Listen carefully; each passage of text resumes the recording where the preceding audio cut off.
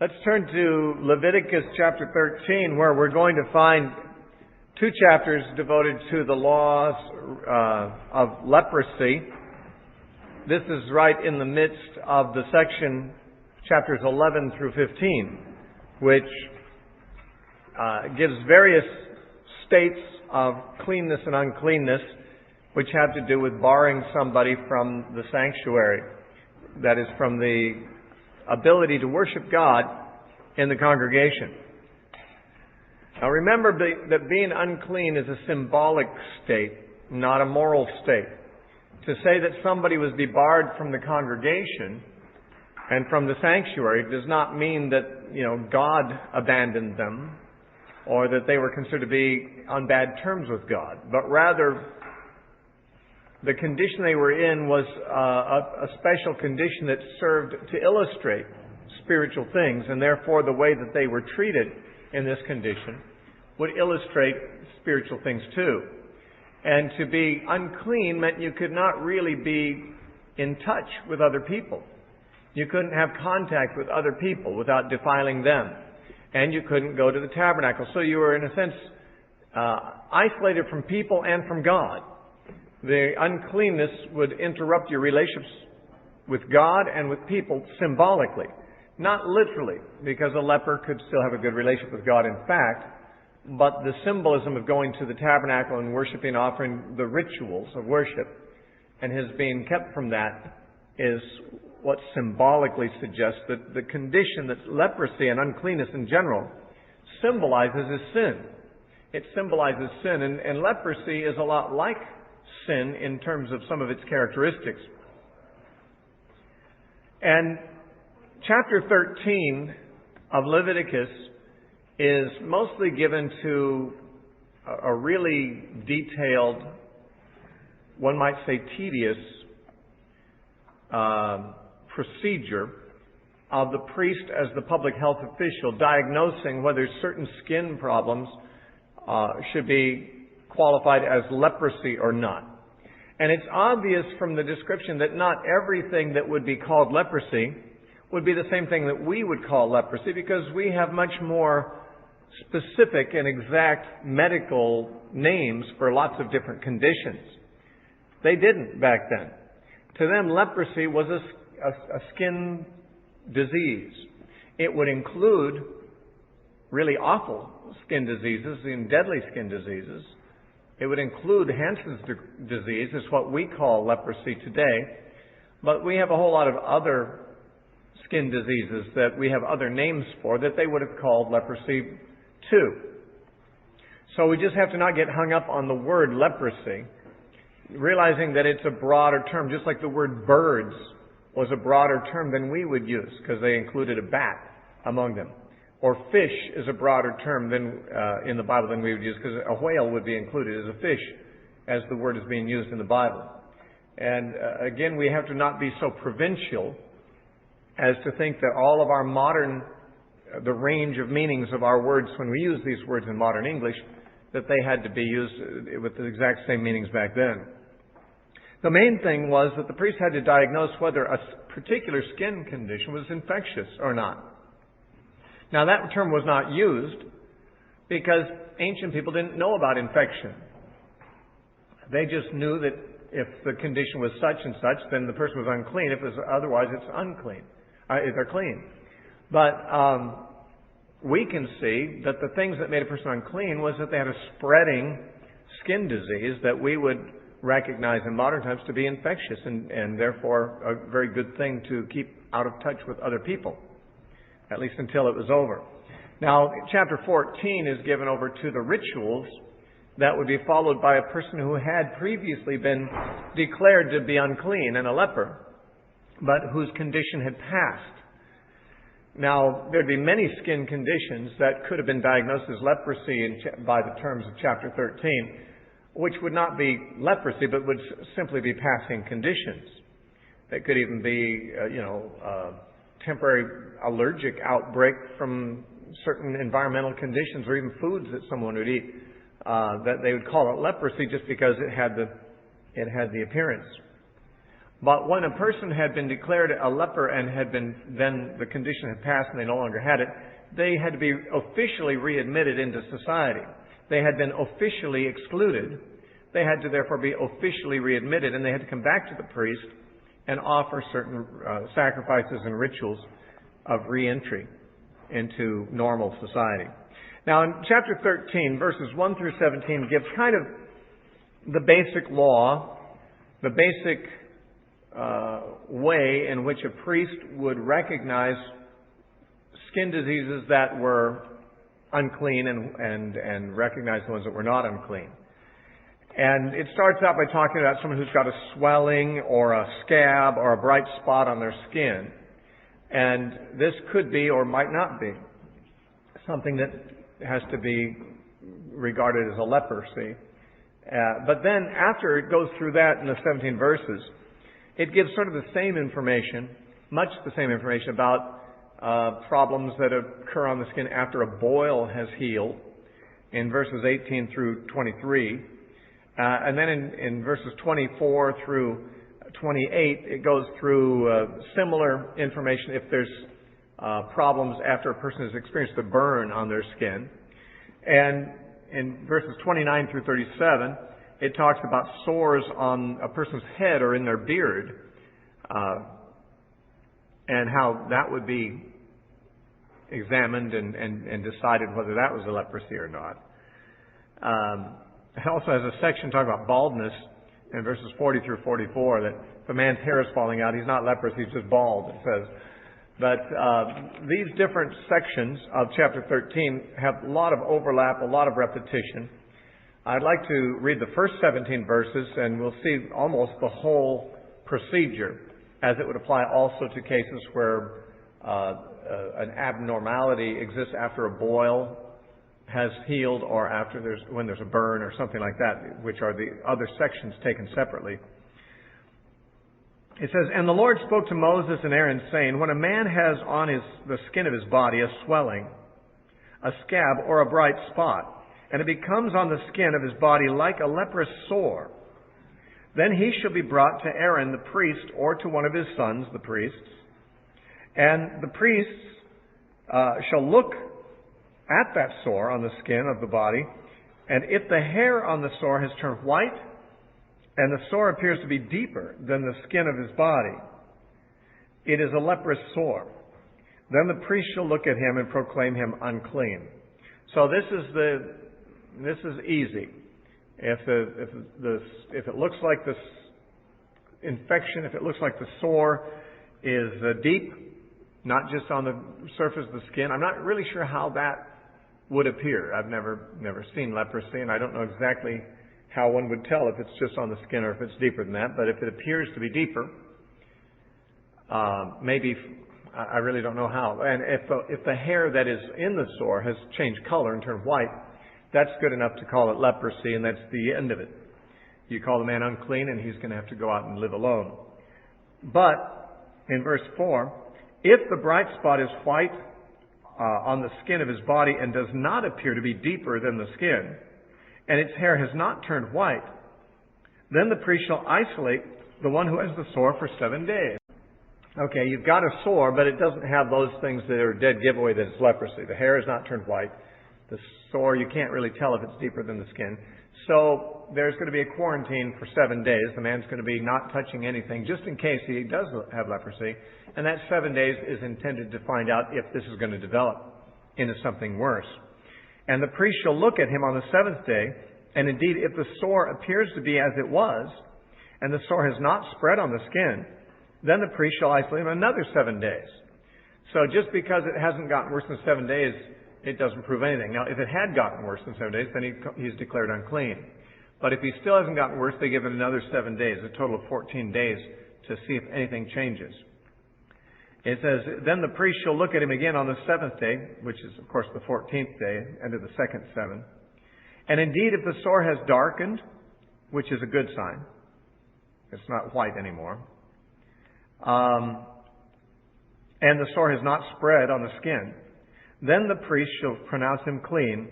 It is only a scab, and he shall wash his clothes and be clean." So the guy spent 14 days in isolation because he had an ordinary scab. But at least they discovered that it was that, and so he gets to go home after he washes himself and his clothes.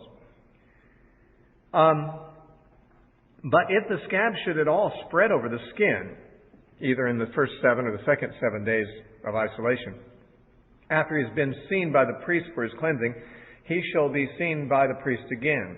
I guess in this case, if the same guy who is declared clean has another outbreak of the same problem after he's been cleansed, he shall go back and see the priest again. And if the priest sees that the scab has indeed spread on the skin, then the priest shall pronounce him unclean. It is leprosy. Or it is at least what they're going to call leprosy for the purpose of making him unclean. When the leprous sore is on a person, then he shall be brought to the priest, and the priest shall look at him. And indeed, if the swelling on his skin is white, and has turned the hair white, and there is a spot of raw flesh in the swelling, it is an old leprosy on the skin of his body. The priest shall pronounce him unclean, and shall not isolate him, for he is unclean. There's no sense in quarantining him. He doesn't have to make further diagnosis. If there's already the white hair and raw flesh, then that's all you need to see to know it's leprosy. Now we have verses 12 and 13, which are strange. Because it says, if the leprosy breaks out all over the skin, and the leprosy covers all the skin of one who has the sore, from his head to his foot, wherever the priest looks, then the priest shall consider. And indeed, if the leprosy has covered all his body, he shall pronounce him clean, who has the sore. It has turned white, he is clean. It has all turned white, he is clean. Now this is strange because the whiteness is the infected portion of the body. And the white hair that grows out of it is the proof of it being leprosy. And yet it says if they've got it all over their whole body from head to foot, declare them clean. And this has been something that people have really puzzled over, because it seems like it's saying if the person has leprosy completely over his whole body, he's not declared unclean.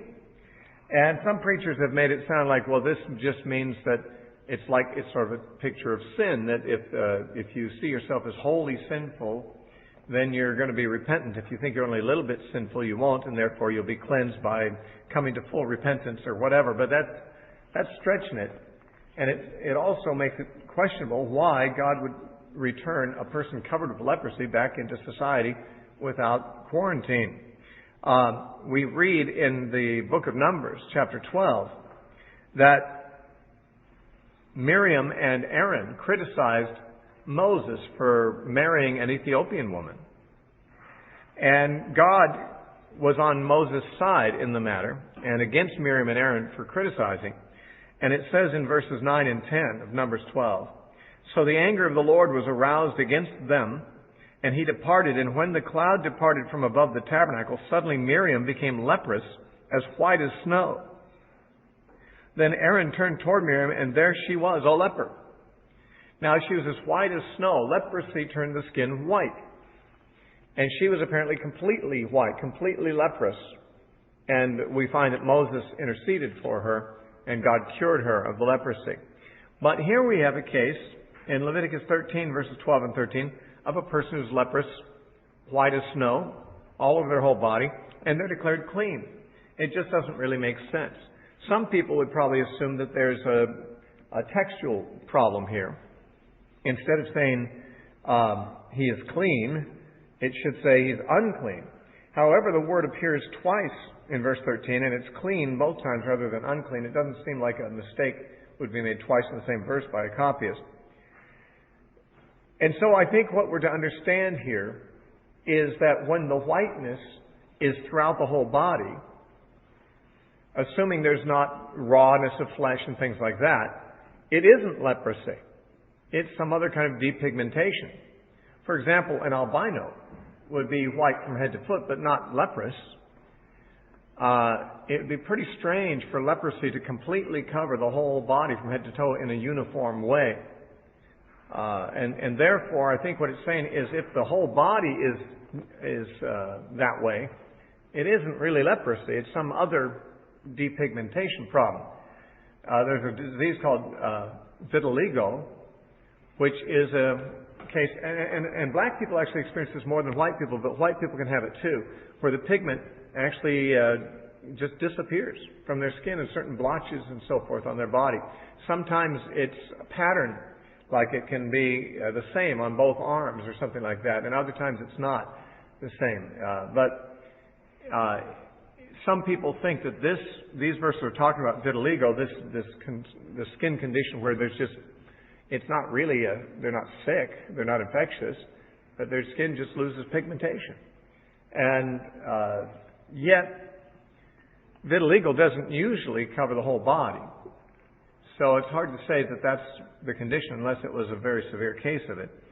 In any case, I think what he's saying is that leprosy usually isn't so thorough as to turn every part of the body uniformly white. And if a person is uniformly white, I'm thinking that it's a case, like of albinism. Although an albino is usually born that way, and this seems to talk about leprosy breaking out all over the skin. It's possible that, when someone presents himself to the priest doesn't know if the person was born that way or not. And if the person's all white, the priest might be inclined to say, oh, that's leprosy. But if the person was born an albino, that would, of course, not be an unclean condition.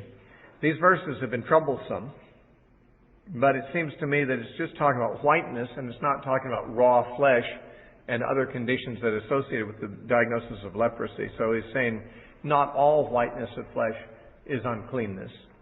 There may be conditions that other conditions cause white flesh that is not bad. Verse 14 says, when the raw flesh appears on him, he shall be unclean.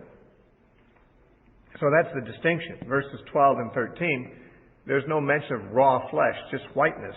But when the raw flesh appears, then that's different. Then he's unclean. And the priest shall look at the raw flesh and pronounce him to be unclean, for the raw flesh is unclean. It is leprosy. Or if the raw flesh changes and turns white again, he shall come to the priest.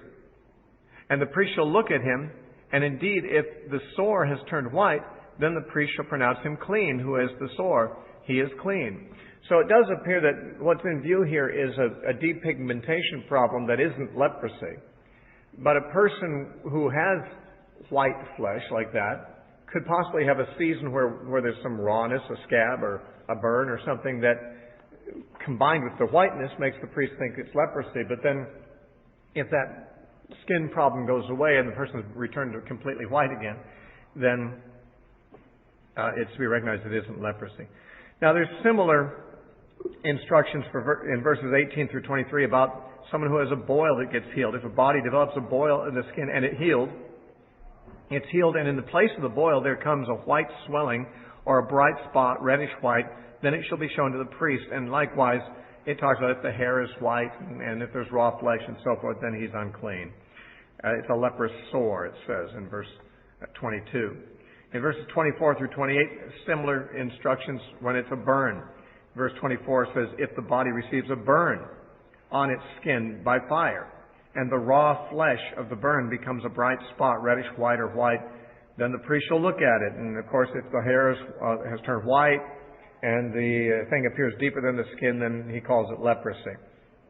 In verse 29 through 37, it talks about sores on the head and the beard, and essentially it's the same thing. If the hair is turning white or yellowish, it's leprosy.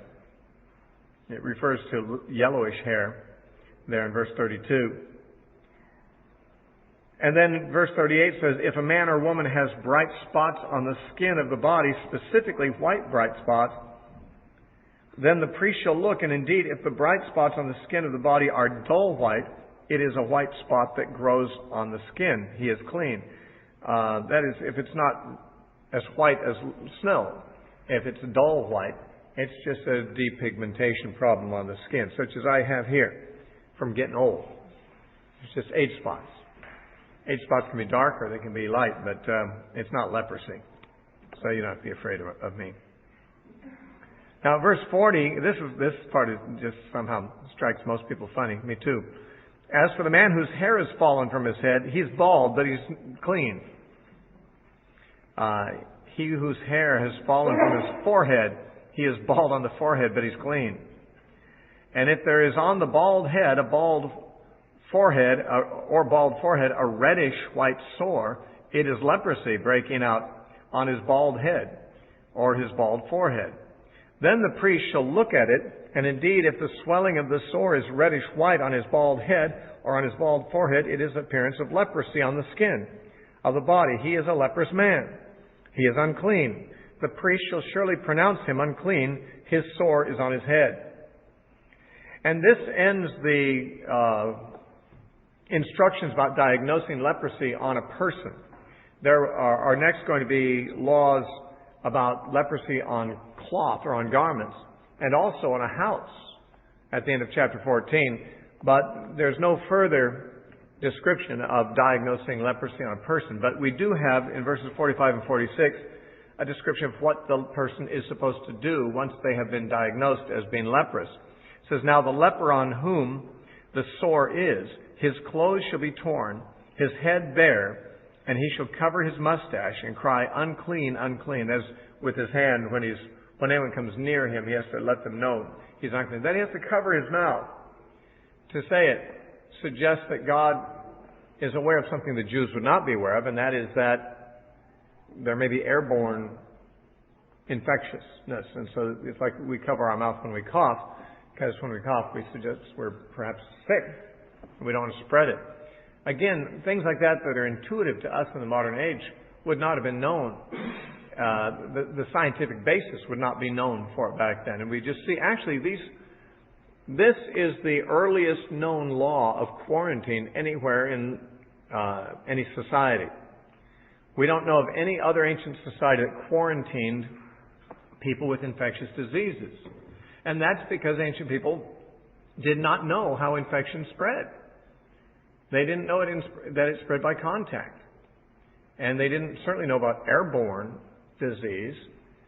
We'll find that if a person gets spat on by an unclean person, that the person who gets spat on is unclean also.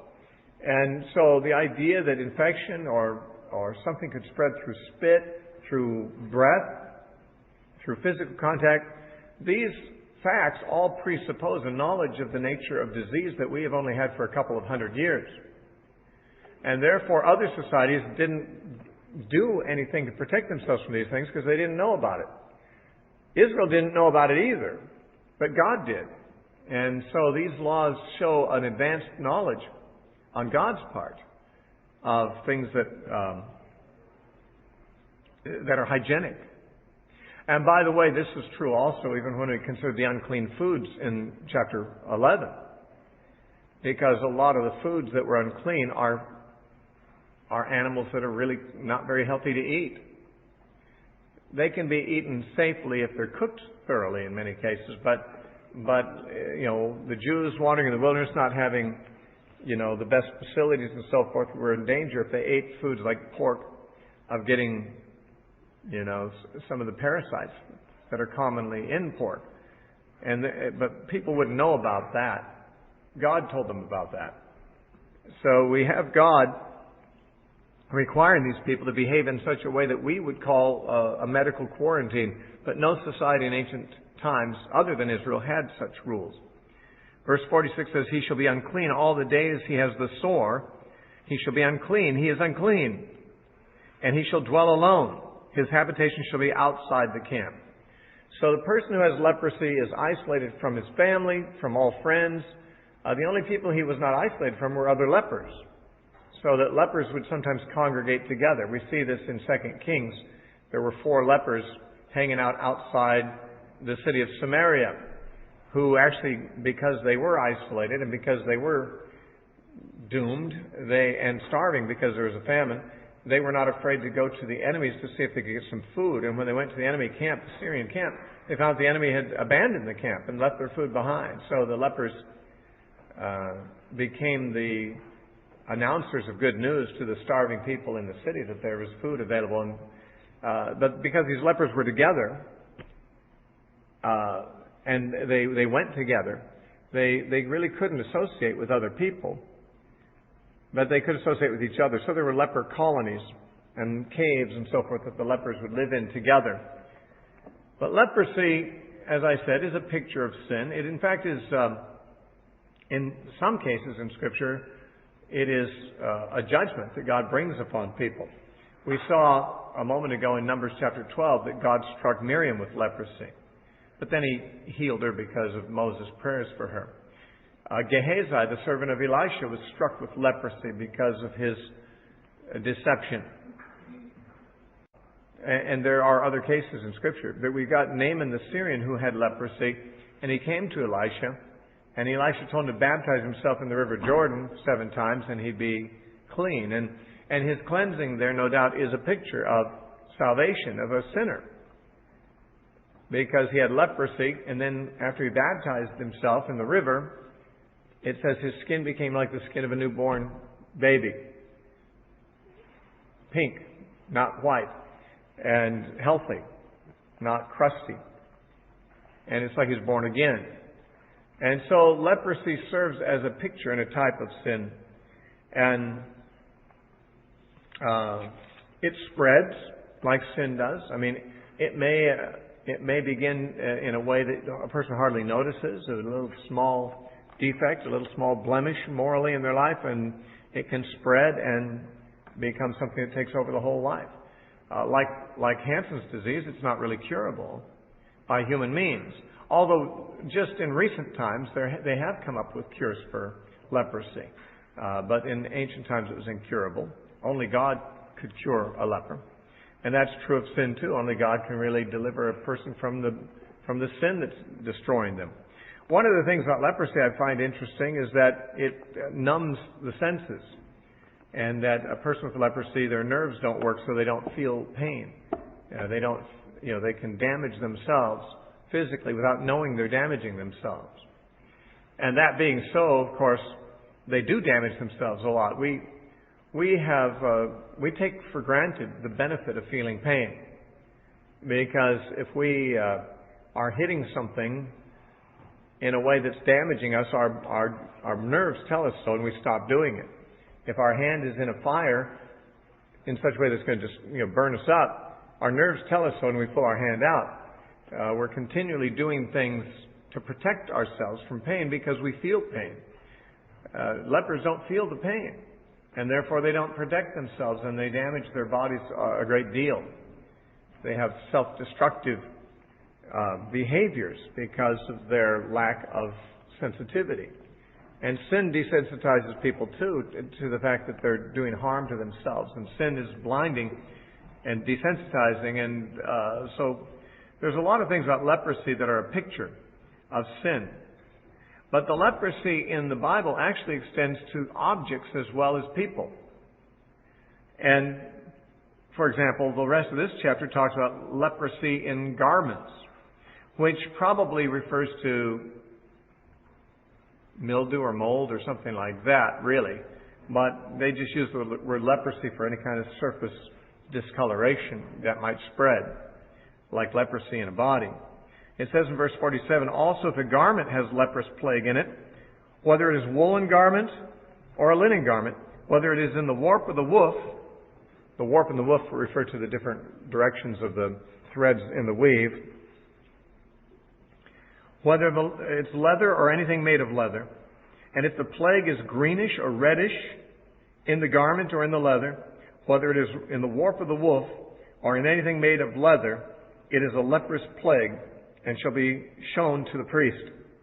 I remember finding a leprous plague in my carpet in an apartment I was in because my daughters, who had lived with me there for 7 months, had let their dirty laundry just pile up in the middle of the room, and apparently a wet bathing suit or something was near the bottom of that pile. Months later, when we moved, and we removed that laundry, there was actually a greenish discoloration in the carpet, which although we cleaned it, it was totally discolored. I lost my cleaning deposit on that apartment because they had to tear that carpet out, just like the Jews would. That'd be a leprosy in the carpet.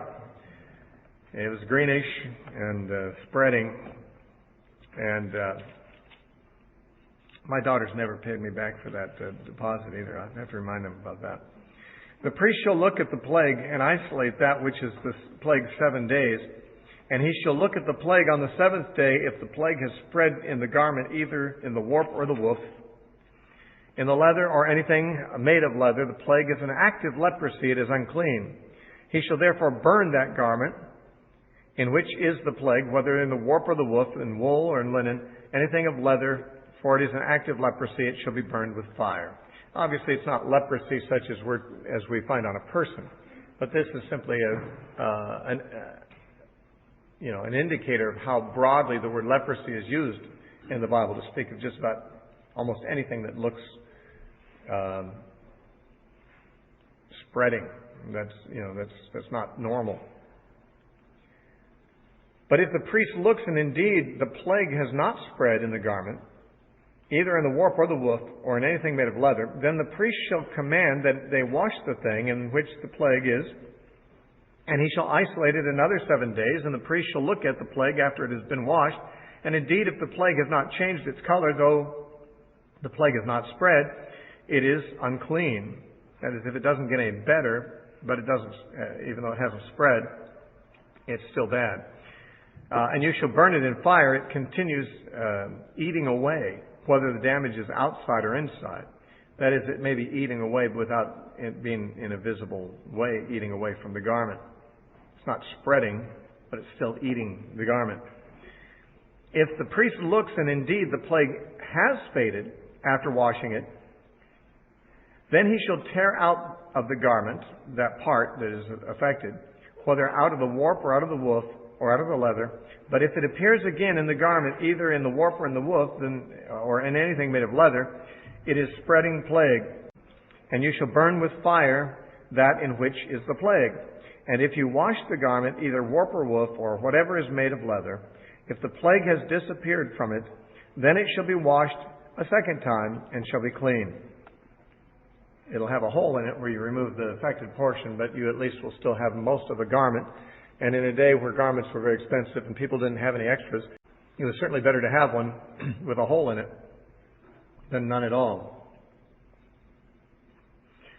This is the law of the leprous plague in a garment of wool or linen, either in the warp or the woof, or in anything made of leather, to pronounce it clean or to pronounce it unclean. All right, now, it says in chapter 14, Then the Lord spoke to Moses, saying, This shall be the law of the leper for the day of his cleansing. He shall be brought to the priest, and the priest shall go out of the camp, and the priest shall look, and indeed, if the leprosy is healed in the leper, then the priest shall command to take for him, who is to be cleansed, 2 living and clean birds, cedar wood, scarlet, and hyssop. So here's a case where the man had been declared unclean, but his condition has changed.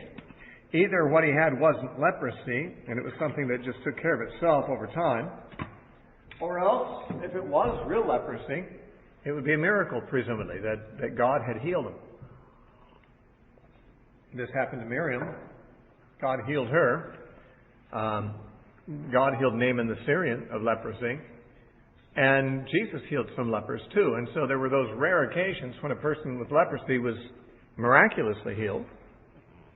But probably in most of the cases, this procedure has to do with conditions that wouldn't really technically be real leprosy, but something else that had been diagnosed as such.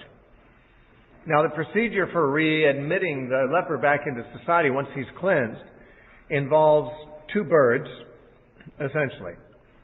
And then there's some other paraphernalia, some cedar wood, scarlet, and hyssop. Hyssop is the same thing they used to apply the blood to the doorposts at the Passover and to the lintels. It's a shrub that has kind of, the branch, the shrubbery on the end can be used sort of like a brush, like a paintbrush, and that's kind of how they used it. It says, the priest shall command that one of the birds be killed in an earthen vessel over running water. As for the living bird, he shall take it, the cedar wood and the scarlet and the hyssop, and dip them and the living bird in the blood of the bird that was killed over running water. Now, I'm not sure what the running water signifies, but it must signify something. washing away the uncleanness, probably. But the bird that is killed, its blood is collected in some kind of a vessel. And then the living bird is dipped in the blood of the dead bird, along with these other things, scarlet, hyssop, and some cedar wood. Now, the purpose of these and their symbolism is really never described, never explained, and I don't really know what the answer would be as to what they represent. And he shall sprinkle it 7 times on him who is to be cleansed, as the blood of the dead bird will be sprinkled on the man, using the hyssop in all likelihood, from the leprosy, and shall pronounce him clean, and shall let the living bird loose in the open field. Now, the bird that has been dipped in blood is set free, and that seems to have some rather identifiable symbolism, in that the bird that is set free is like the leper who's set free from his plague and set free to associate freely with others as he had before. The bird that was captured was taken away from its family into captivity, but it was released after it was dipped in blood. And so the leper is cleansed, as it were, by blood, as a sinner is cleansed by the blood of Jesus, and then he's free. He's free to associate with God and with man, again, like this bird who's set free from his captivity. He who has been cleansed shall wash his clothes, shave off all his hair, and wash himself in water, that he may be clean. After that he shall come into the camp, and he shall stay outside his tent 7 days. Now, I don't know if he just would sit outside all night in front of his tent for 7 days, wrapped in a blanket or something. I don't know how he'd stay warm at night, but he couldn't go into his tent for 7 days. But on the 7th day he shall shave all the hair off his head and his beard and his eyebrows. All his hair that he shall shave off. He shall wash his clothes and wash his body in water, and he shall be clean. Apparently he would do this twice in the 7-day period. At the time of his cleansing, he would shave his head, wash himself, stay outside his tent for 7 days, then shave his head and wash himself again, and then it's all done. Then he's clean. And on the 8th day he shall take 2 male lambs without blemish, 1 ewe lamb of the first year without blemish, 3/10 of an ephah of fine flour mixed with oil as a grain offering, and 1 log of oil. Most of these measurements are not known to us. An ephah is about sort of similar to a bushel. So 3/10 of an ephah would be about 1/3 of a bushel. A log of oil would be almost a pint of oil. And for those who only know metric, I can't help you. But there are 3 animals, 2 male lambs and a ewe lamb. Now, what's strange is that these are to be a trespass, a sin, and a burnt offering. And as near as I can tell from reading it, the female is to be a burnt offering. And yet the burnt offerings are supposed to be males. A peace offering could be male or female, but the burnt offering was supposed to be male under the law. For some reason, in this case, a female lamb is used for this burnt offering, and male lambs for the trespass and sin offerings. And we have the procedure given. The priest who makes him clean shall present the man who is to be made clean and those things before the Lord at the door of the tabernacle of meeting. And the priest shall take 1 male lamb and offer it as a trespass offering, and the log of oil, and wave them as a wave offering before the Lord. Then he shall kill the lamb in the place where he kills the sin offering and the burnt offering, in a holy place, for as the sin offering is the priest's, so is the trespass offering. It is most holy. The priest shall take some of the blood of the trespass offering, and the priest shall put it on the tip of the right ear of him who is to be cleansed, on the thumb of his right hand, and on the big toe of his foot, his right foot. And the priest shall take some of the log of oil and pour it into the palm of his own left hand. Then the priest shall dip his right finger in the oil that's in his left hand, and he shall sprinkle some of the oil with his finger 7 times before the Lord. And of the rest of the oil in his hand, the priest shall put some on the tip of the right ear of him who is to be cleansed, and on the thumb of his right hand, and on the big toe of his right foot. on the blood of the trespass offering. That is, the blood of the trespass offering has already been put in those three places: the man's ear, the man's thumb, and the man's big toe. Now oil is added over where the blood already is, on the blood. Obviously, as we said earlier, when a similar procedure, a little different, was practiced on the priests, this represents cleansing and anointing of the ear and the hand and the foot, which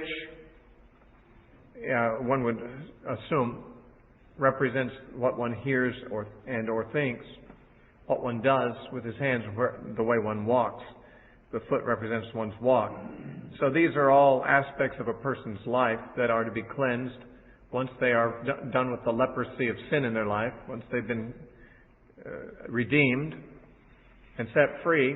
Their thinking or hearing, their actions and their walk are all to be cleansed and anointed.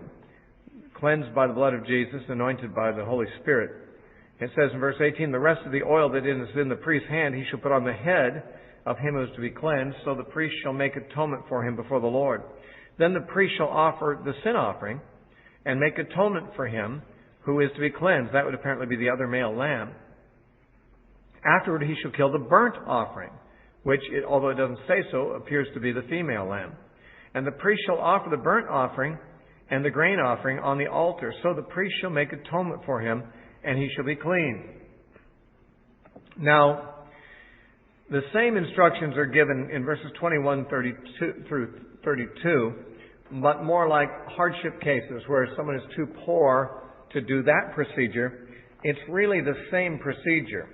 But instead of having 3 lambs, 1 lamb and 2 birds are used. So we don't need to go through this because all the same maneuvering of the blood and the oil and all of that, it's all the same in verses 21 through 32. It's just that in the case of someone who's too poor to bring 3 lambs, they can bring instead 1 lamb and 2 birds, so it's a cheaper solution. And one might expect a leper to not have much money, since if he's been isolated for very long, he can't work, he can't generate money. Although it's possible he could come from a rich family that could make a donation to help out here. But if he was very poor, which would probably be the case with most lepers, he could do this cheaper, this less expensive ritual.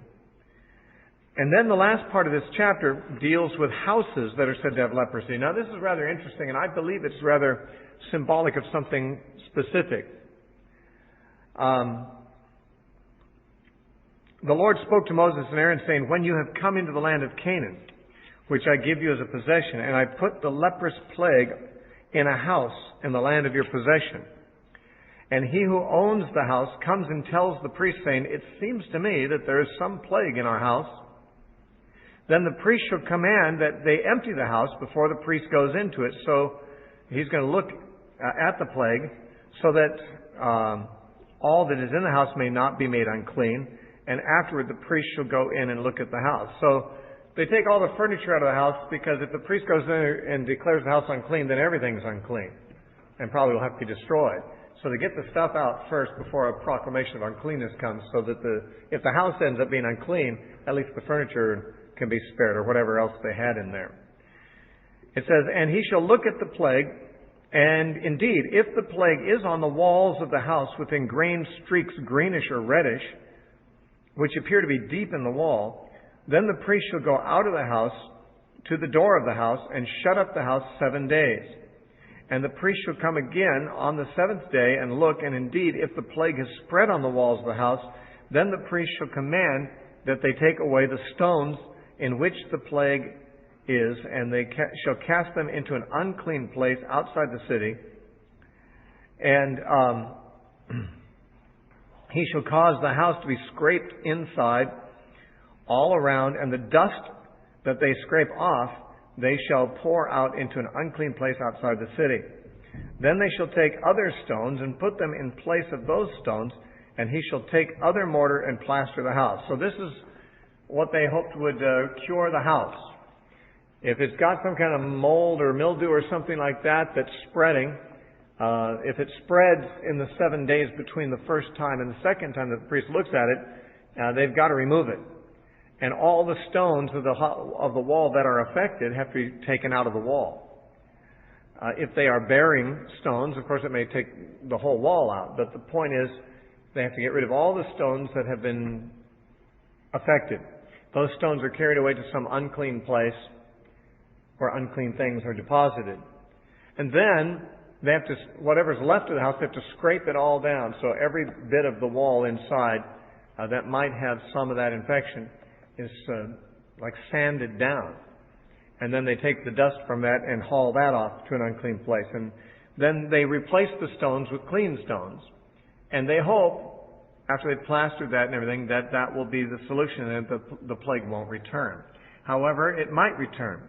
In verse 43, and if the plague comes back and breaks out in the house after he has taken away the stones, after he has scraped the house and after he's plastered, then the priest shall come and look, and indeed, if the plague has spread in the house, it is an active leprosy in the house. It is unclean. And he shall break down the house, its stones, its timber, all its plaster of the house, and he shall carry them outside the city to an unclean place. Moreover, he who goes into the house at all, while it is shut up, shall be unclean until evening. And he who lies down in the house shall wash his clothes, and he who eats in the house shall wash his clothes. But if the priest comes in and looks at it, and indeed the plague has not spread in the house after the house is plastered, then that priest shall pronounce the house clean, because the plague is healed. And he shall take to cleanse the house 2 birds, cedar wood, scarlet, and hyssop, the same as cleansing a leprous man, declaring it clean. He shall kill one of the birds in an earthen vessel over running water. He shall take the cedar wood, the hyssop, the scarlet, and the living bird, dip them in the blood of the slain bird, in the running water, and sprinkle the house 7 times. In the case of a man, he sprinkled the man 7 times with the blood. And he shall cleanse the house with the blood of the bird, and the running water, and the living bird, with the cedar wood, the hyssop, and the scarlet. Then he shall let the living bird loose outside the city in the open field, and make atonement for the house, and it shall be clean. Now this is the law of any leprous sore and scald, for the leprosy of a garment or a house, for a swelling and a scab, a bright spot, to teach when it is unclean and when it is clean. This is the law of leprosy. Now, I just say about the house, the leprous house. I believe that this may have symbolic value, just as a leprous man did. It's possible that a house that gets leprosy like this represents the house of Israel, or the nation of Israel. Because the people of Israel were essentially one family from one man, they were called a house, the house of Israel, or the household. The word house had double meaning in the Hebrew. It could refer to a building that a person lived in, or it could refer to one's household, would be their house. And Israel is often called the house of Israel, and the plague could be in a house. The whole of Israel could be infected with sin and idolatry and apostasy, and often was. And there would be steps taken to remedy it, see if the house could be saved. Remove the affected portion. Dispose of the sinners. Dispose of the ones who were carrying the infection. And hopefully the house could be saved. But if the infection came back, and it couldn't be healed by removing just the affected stones, the whole house had to be demolished. Had to be torn down, its stones, its timbers, and taken outside the city and disposed of permanently. The house could not be spared. And it's possible that this is a picture of how God would deal with Israel when the plague of idolatry or sin came to them. Like when they went into captivity in Babylon, that could be seen as the attempted remedy of the first sort. But if the plague returned afterward, then the house would have to be destroyed completely. And the plague did return, as Jesus made clear in his day, that the house of Israel was pretty much apostate again. And it had to be destroyed completely, and it was. And so I think that this law of the leprous house might point in that direction.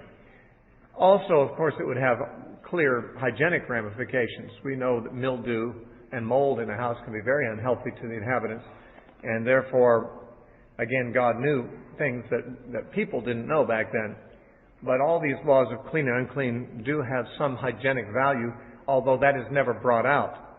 That is, the law doesn't mention any of the hygienic considerations. It's all the ritual symbolism that's important here. But we can see the wisdom of God in it, just knowing more now about how disease spreads. Chapter 15 is the last of these chapters about clean and unclean things. This is about bodily discharges. Essentially, it talks about discharges from a man and from a woman.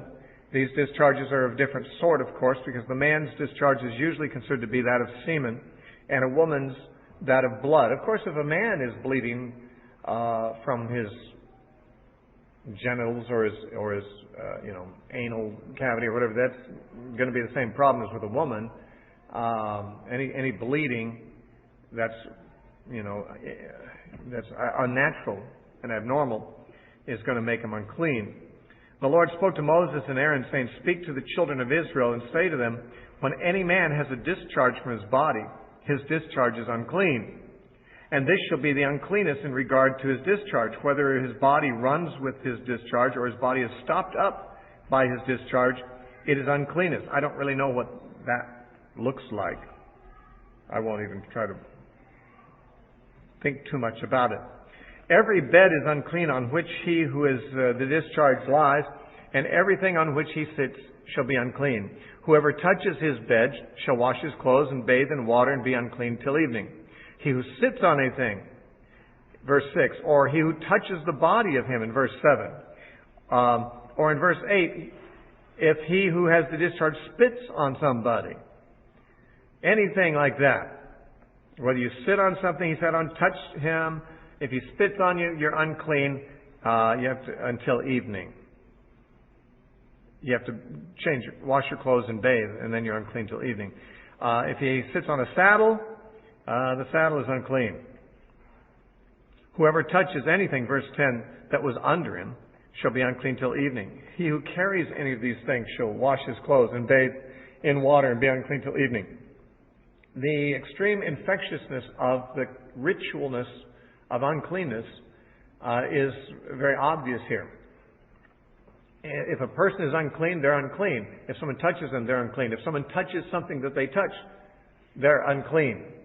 And this, no doubt, is to convey the idea that sin, which is represented symbolically by uncleanness, is something that defiles by contact. If you are, like it says in Proverbs, "Go from the presence of an angry man, lest you learn his ways and be like him."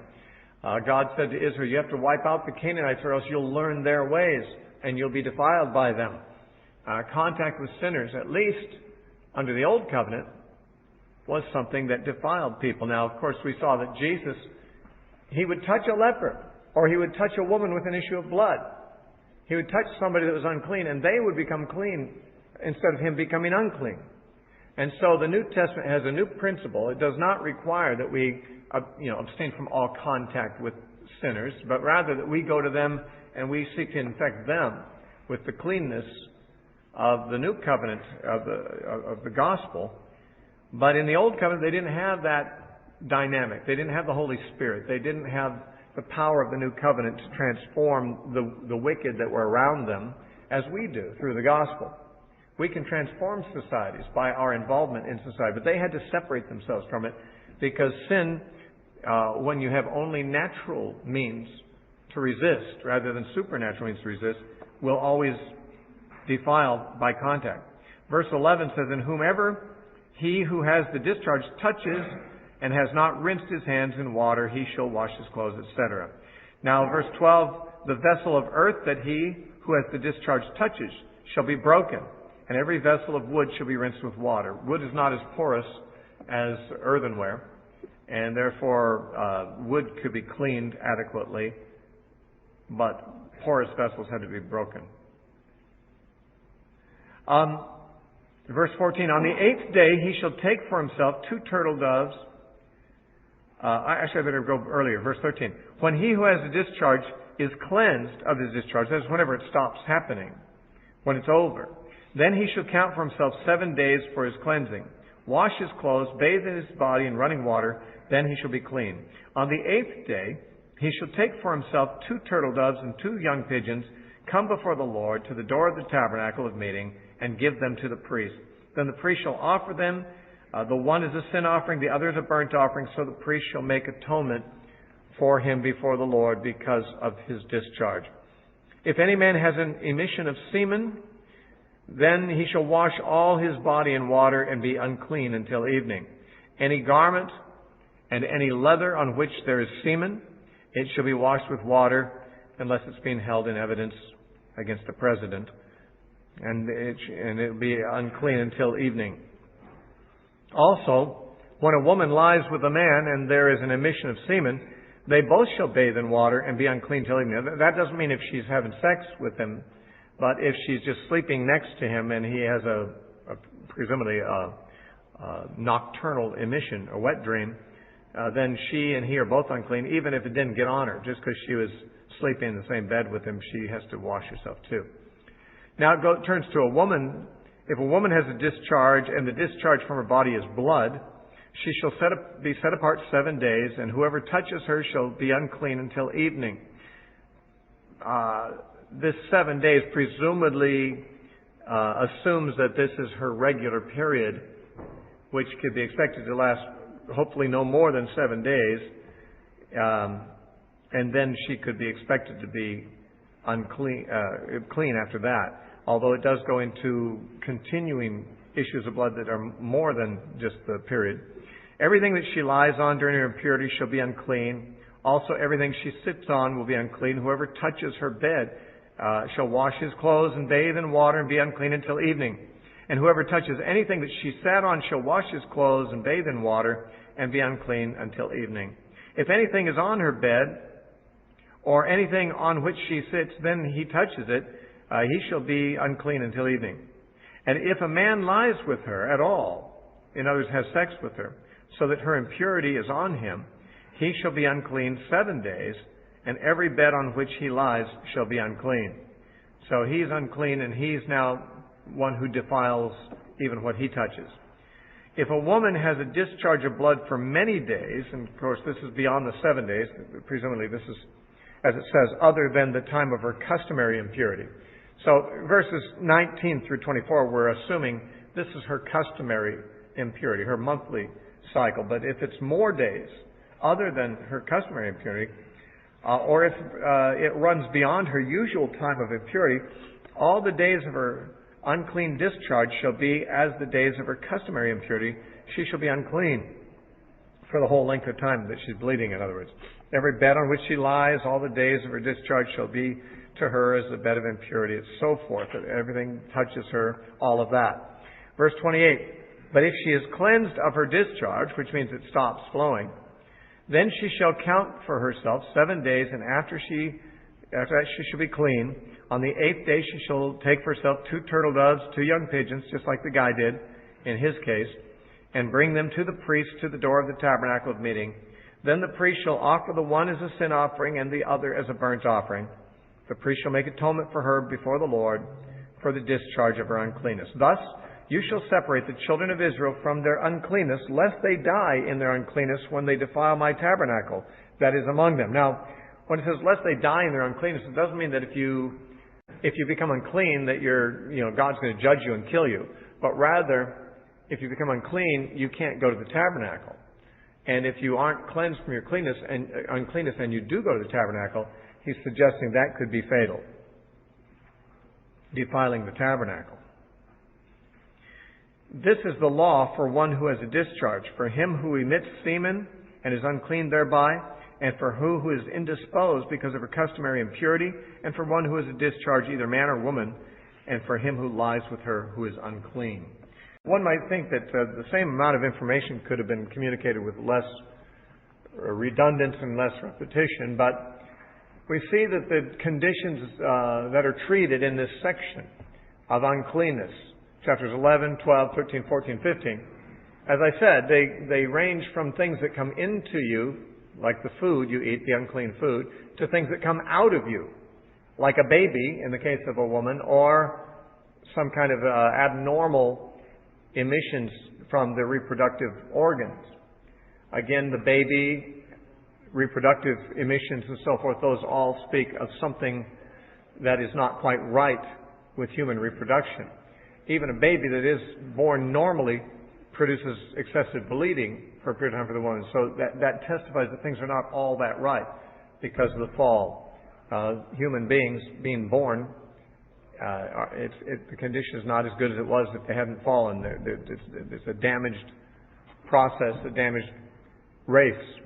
And therefore, what comes out through reproduction, what inheres in a person like a leper, like innate sinfulness that spreads within the person. These are all ways in which it is possible to see sin as defiling, although the conditions described are not themselves sin.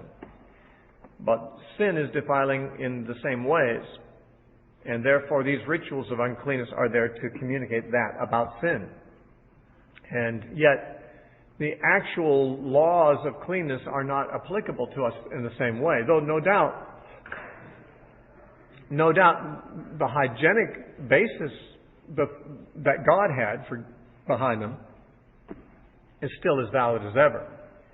And there are Christians who do restrict themselves to eating clean foods and, of course, who abstain from blood and things like that. I mean, that would be not unwise.